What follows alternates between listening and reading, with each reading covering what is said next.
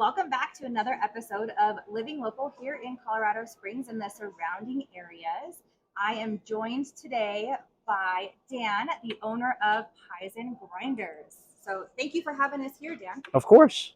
Tell us a little bit about the history of Pies and Grinders. Sure. So we've been here since 2001.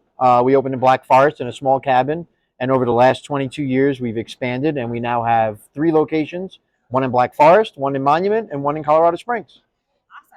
And what can we find on your menu? What are some of your special items? So what we do best is pizza, wings, and cheesesteaks, but we have appetizers, salads, desserts, cannolis, kind of a little bit of everything to make everyone happy. We do gluten-free, vegan-free, and we just kind of have a little something for everyone. Awesome. Well, thank you so much for having us here. We can't wait to dive into our lovely meat specialty pizza. It is our favorite. And just for our listeners, if you buy and sell a house with Crystal Sisler Homes team, you actually get a pie, a pizza for free every month for a whole year.